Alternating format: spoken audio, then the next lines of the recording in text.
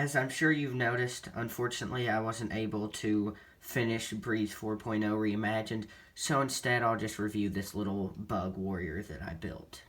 This is actually a really small mock. Here he is up to Evo 2.0. As you can see, Evo is not that tall, and he's still taller than the little bug warrior. And here's XT4 Reimagined. You can't even really see his head. He's a little bit too tall. So yeah, there you go. XT4 is actually pretty short for a 4.0 Reimagined build, and he's still quite a bit taller than that little bug warrior. So I'd say this guy is below average in height, especially for my MOCs.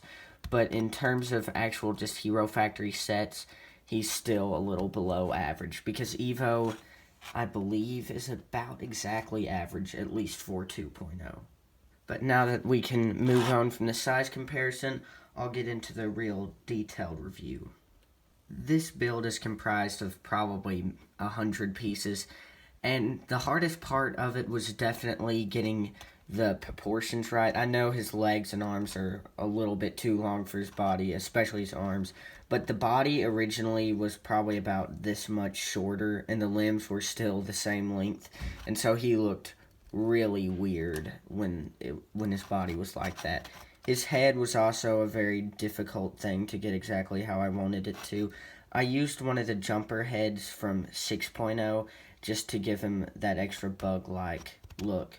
And he only has one eye, as you can see, but that looks pretty cool too. I also used a jumper head right here to give him a little chest plate, which I think looks pretty cool. And I used those Star Wars buildable figures, like dome armor plate pieces on either side, just to give a little bit extra armoring. And I don't know why I decided to go with that dark tan highlighting just around the body. I think there's only 5 places with the dark tan, but I just thought it looked good. It looked very earthy, kind of like something a bug might have on him. And I put another one of those Star Wars buildable figure dome pieces right back there for his shell. And I gave him the most bug-like Bionicle feet I could find.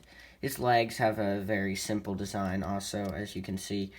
I could have definitely made them more detailed, but I decided not to, just because this is such a small mock and I wouldn't want to overcomplicate, especially the legs, because whenever you keep adding stuff to the limbs, they kind of get less movable, because sometimes the more details you add, kind of the more pieces might bend, and it's a lot easier just to have simple legs that work rather than overcomplicating a leg design and potentially maybe breaking a piece if you're not paying attention. I like the arm design also. It's very, very simple. I thought about putting a Lego stud on the inside of his underarm right there, just because there's a little gap, but you will most likely never see that, just if you keep his arm how it's supposed to be. The hands have a really simple design too. They just have 3 fingers, and they're connected by a mixel joint right there, and both hands are exactly the same.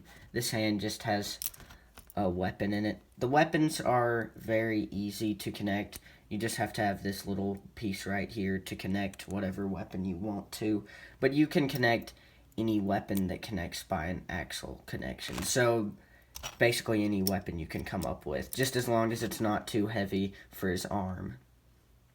I will be releasing a build video for him pretty soon, just because I thought that'd be a relatively easy video to make, because he doesn't have too many pieces, but his design is pretty cool, so I thought it might be good to give a build video on him.